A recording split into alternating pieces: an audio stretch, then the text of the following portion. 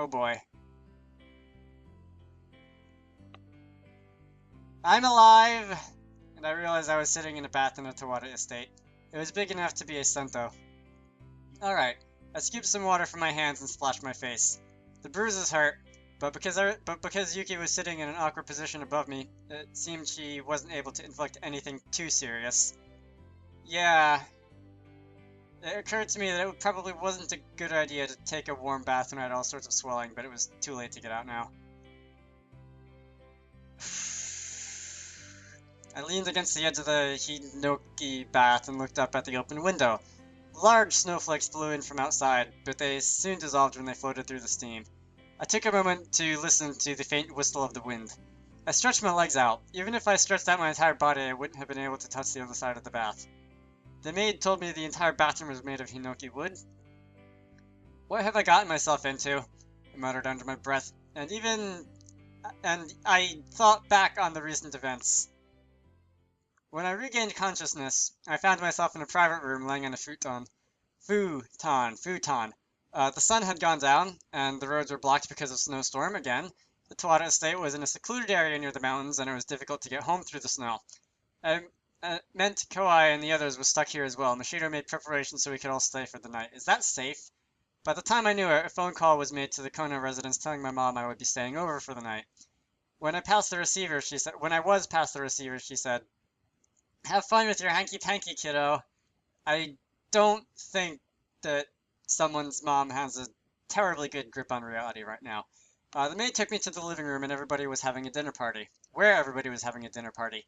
It appeared Machido was squeezing all the information she could out about me from my friends. I didn't have much of an appetite, but I politely picked on the expensive food before me. Halfway through the dinner, Machido whispered in my ear, "When am I going to be a grandmother?" My heart throbbed harder. Hopefully not. I'm gonna sing next. They even began a karaoke. I was exhausted and I just wanted to get into a bath and go to sleep. That was that like a flashback description of previous events or something? I don't know. As my body warmed up, I got more aware of the bruises. They hurt, but at least I had satisfied Machido. It meant my family was safe for now. Have fun with your hanky-panky, kiddo. Yeah. Although my mom was weird, she was still my mom after all. I'm so tired, I remembered for the umpteenth time. The bath was heated just right, and I had been in it for far too long. I began to feel drowsy, and my head was slowly clouding up. It was about time I got out. I stood up. Yuki, guard in a thin white kimono, came in. What? I came to wash your back. No! I screamed like a girl. What are you doing in here? I was in the bath again, curled up in the water, so the water reached my chin. You're behaving weirdly. I already told you. I came to wash your back. Go away. You shouldn't just walk in when somebody of the opposite sex is taking a bath. Or anybody, for that matter. Anyway, you weren't just somebody. You're my boyfriend. Now, come here so I can scrub your back. I'm already washed, thanks. It doesn't seem like the soap has been used. She raised an eyebrow at the dry bar of soap sitting by the shower. Is it that thing you don't like to wash? That's disgusting. Is it that you don't like to wash? It's not that. Then what is it? What you're wearing? This? It's handmade yuben from Kyoto. That's not what I meant. Because of all the steam, her yuben was getting damp, and it clung to her body. What are you unhappy about? She pouted as she started walking towards me in large strides. Hey! No, don't come any closer. Please, don't look. But I want to look. If you don't want me to come closer, you can come closer to me. That makes no difference. What's the problem? I'm embarrassed. Don't be. I've watched Father's Back before. I know what to expect. But he's your father. He's your family. I may be a guy, but I'm pretty sensitive about things like that. Your family too. We could officially get married tomorrow if it eases your mind. Just no. What is wrong with these people? Seriously. I pushed my palms out towards her in a gesture to stop. She finally stopped marching towards me and glared at me in silence for a while, because she does that all the bloody time. That's the problem, she muttered. Why? Mother and Mija told me I'm not allowed to let you out till I wash your back. Just ignore them. Kouai said it was an easy way to excite you too. What did he mean by that? That idiot. You don't have to do anything. But, achoo! She sneezed. Then she sniffed and shivered. Come to think of it, the window was wide open, and the wind was blowing in. She must be cold. I'm not going to. Achoo! Go back until I finish my mission. She put her hands on her hips with determination. Oh no. I was beginning to feel giddy from the heat of the bath, but I couldn't stand up to get out of it, not now. Reality is merciless. Again, it was shutting off every possible escape route I had. Achoo! I'm not. Achoo! Again. I started to feel guilty about making her stand in the cold. Throughout my foggy, half-cooked brain, I tried to think of ways to warm her. Like, go into another room? Oh, whatever. I missed something. There wasn't a heater in the room either. And then, oh, I had a stroke of genius and suddenly remembered why I was so warm. Why don't you get in the bath, huh? I suddenly realized what that meant. See, I know I often don't think before saying words, but that's a whole nother story. It was a practical situation, but probably not a morally correct one. I had to quickly take that back. Yuki, forget what I said. Wait a moment. To my surprise, she turned around and left the room. Uh-oh.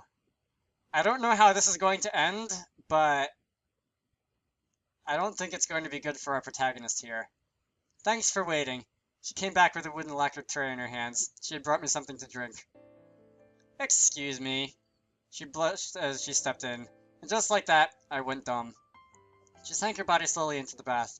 I watched the ripples on the water because I didn't know where to look. She chuckled, and then she leaned against my left shoulder. The wooden tray floated before us, rocking gently in the water. You're too close. What do you want me to do? You can stay here, and I'll go to the corner over there. You're being stupid. I knew I was. I'm not going to keep myself away from you, she said as she poured a cup from the tokuri she brought. What is it? Just cold water, she smiled softly. You looked like you needed it. I slowly took the cup from her hands.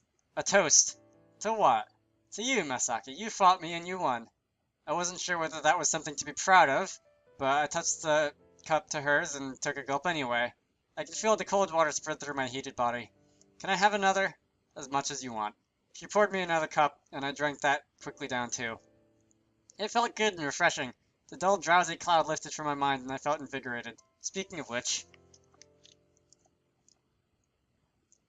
I almost spilled it all over my microphone that time. That would have been bad.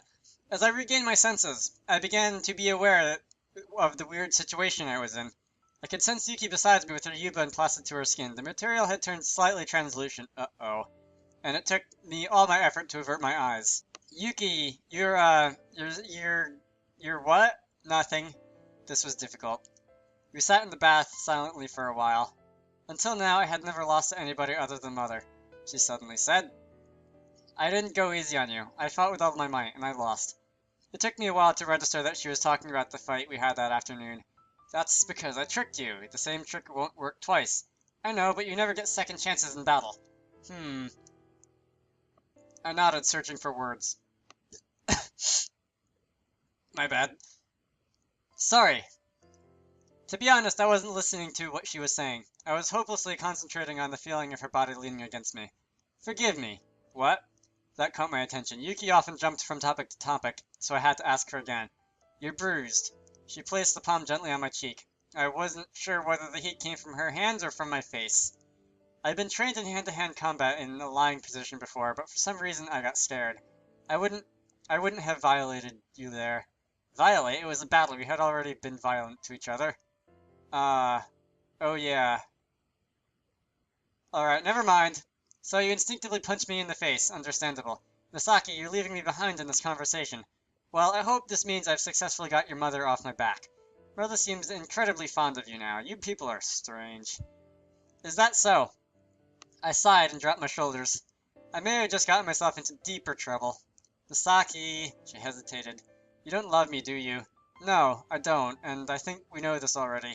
We've known this for quite a few videos now, in fact. We've had this conversation so many times. See? Even the text agrees now. Then why are you dating me? Because I think you're pretty and you have a hot body. Or you could say, you know, you're not exactly letting me escape, but never mind. You're not the type that gets attracted to just a pretty face. You're hiding something. I'm hiding nothing. Look at me. She took my chin and forced me to face her. What is it about me that attracts you? I can't quite figure you out. That's the reason? That's the reason. I think so. And once you think you can figure me out, I could easily leave you and run. You're saying the truth, she said as she studied my eyes. Then I guess I'll have to figure out a way to capture you so you can't escape. No. No, you really don't. I wish I could just reach out and take you away. I felt my heart skip a beat. I had an idea where this was going. Let's make it baby. No, we've been through this already too. Right? Right? No, I knew you'd say that. Please, I really want a child. No, you really don't. Absolutely not. What do I have to do to make one? Ask somebody else. I like that answer. That's so unfair because you know and I don't. Look it up on the internet. I don't know if that's actually a better idea than asking him, but whatever. I don't know how to use the... Did I just say that sentence? I don't know how to use the internet. Capitalize that I, by the way. Besides, it has to be you that teaches me. Why? I have to learn from you. You have to teach me. Tell me what to do. Why? Yes. And this is coming from Dragonite the narrator, not the main character in the story. Because she looked away. I don't think I'd want anybody else to know what I'm like for anything related to having a baby. Oh my god. I couldn't look at her anymore. I scooped handfuls of water to splash my face in embarrassment. This sounds like a good time to just, like, duck your head under the water and, like, swim away as far as you can. It appeared that although she didn't know technically how to do it, it was something... She knew it was something intimate. Please, it has to be you. She laced her hands with mine under the water. Well, there is this stork. You're lying. Dang it. So much for that option. Well then. And don't start with the Cabbage Patch. I am not familiar with the Cabbage Patch. I kind of want to look that up, like, and stick it in an annotation, but I have a feeling that that wouldn't be the best use of my internet history. Now I couldn't use that option too. What do I have to do? You don't have to do anything. She looked unconvinced and began shifting closer to me. I said no. I pinched the soft flesh of her cheeks. What are you doing? I tugged on both sides, stretching her mouth wide. I can't tell you the reason, but I can't teach you now, okay? Yuki's skin was smooth and elastic. That's interesting. And it stretched to unbelievable limits. You mean like this guy? Certain straw hat guy? It was kind of fun. That hurts. He was beginning to learn how to speak like a ventriloquist. I could hear her pronounce every word now. You're trying to steer me away from the topic, you sly fox. I'm not being sly. You should call me Masaki Tender Kono. Sene told me whenever a man can't have their way through a conversation, they'll attempt to fix things physically. Damn it, Sene.